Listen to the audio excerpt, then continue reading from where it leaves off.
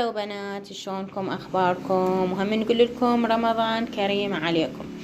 هنا جيت اسوي الفطور مالتي. طبعا يعني اليوم الفطور ناوية اسوي نواشف، بالرغم من انه اني قبل رمضان كنت ناوية هواية امور اسويها، بس صدق اذا قالوا القدر ما قدر.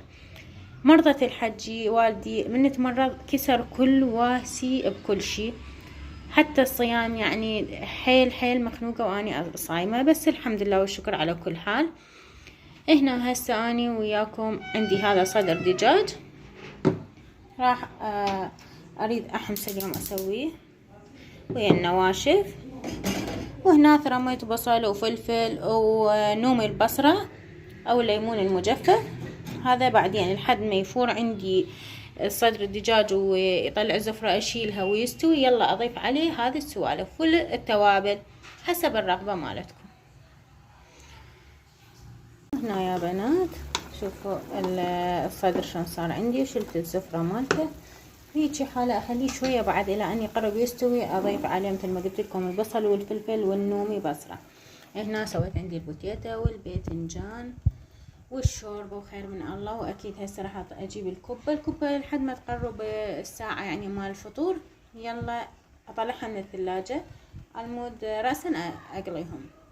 مثل ما قلت لكم التوابل حسب الرغبة. انا هنا فلفل اسود، والفلفل الاسود اختياري طبعا اللي يحب حارة يسويها. وهنا الكركم، شوية من الكركم يعطيها طعم ولون يخبط. هنا بهارات الدجاج كل شوية وانتو بعد اذواق. هنا راح اضيف الفلفل والبصل، اضيفهم سوية لان اريدهم شوية ينطبخون. اكو ناس ما يخلون الفلفل ينطبخ رأسا، يعني من تريد تستوي يلا يخلوه. انا لا احب شوية ينطي طعم بالطبخة. البصل انا شوية مكثرة لان اني كلش احب البصل بالشغلات الحمص. وهنا راح اغطيها واتركها لان يشرب هذا المي مالته والبصل والفلفل عندي يستوي، ابدي احمس بيهم.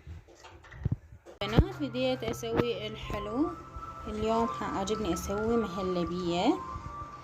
وهذا عندي 3 أكواب بهذا الكوب من الحليب، وضفت عليه الشكر. وهسه راح ابدي اخلي عليه النشا.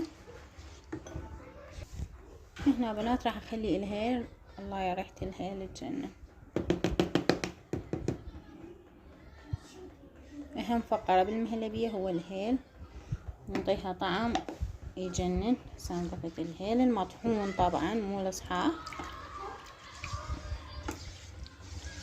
وهنا بنات اني احتاج واحد من القيمار، اي نوعية تعجبك انتي، وشوية قطعة زبدة، وهذا النشا عندي. القمر والزبدة اخليهم بعد ما يغلي عندي وياخذ القوام اللي اريده. هسه هنا بنات جبته على النار، خليت عليه النشا والحليب والهيل والشكر او السكر. طبعا خليت عليه 3/4 الكوب السكر، يعني حسب رغبتكم الحلا، بس اني احبها حلوة الصين. هنا بنات بعد شلون بدأت تثخن عندي، قوامها بدأ يصير ثخين. طبعا ريحة الهيل تجنن مالتها.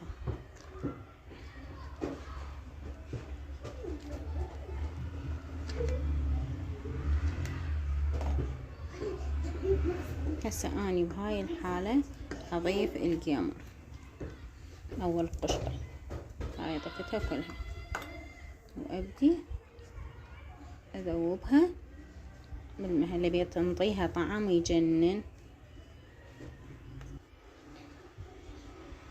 قطعة الزبدة للاخير اخليها.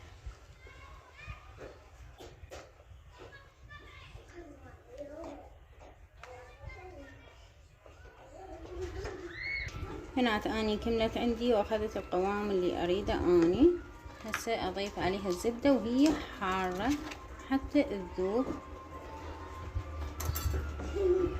راح ابقى احرك فيها لان اذوب الزبدة، وبعدين اقدمها بالمواعين مالتي.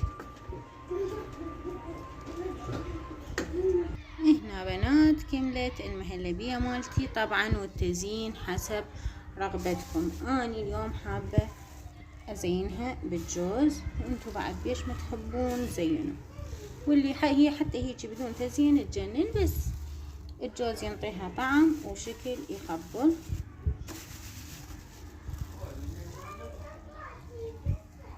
وهنا بنات كملت عندي المهلبية وصار هذا شكلها.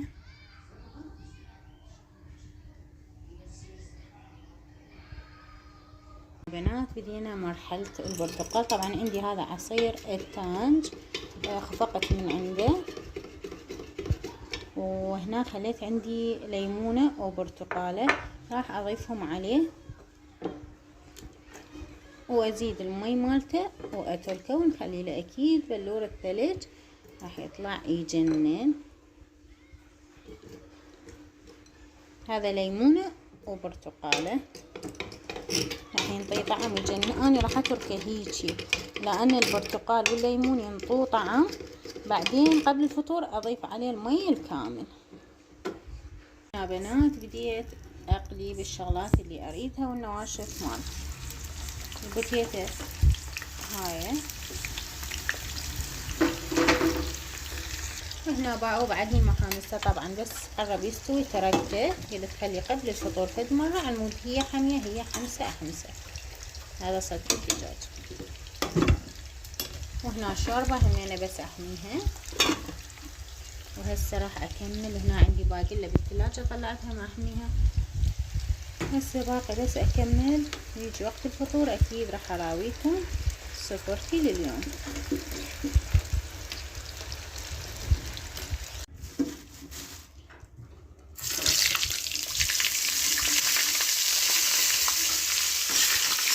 يا بنات ألف حمد وشكر إلك يا إلهي. كملت سفرتنا لليوم، وهذه النواشف مالتي قلت لكم اليوم نواشف، وهذا الدجاج صار يخبل. ولهنا أقولكم لا تنسوني باللايك والاشتراك وتفعيل زر الجرس. دمتم في رعاية الله وحفظه، في أمان الله.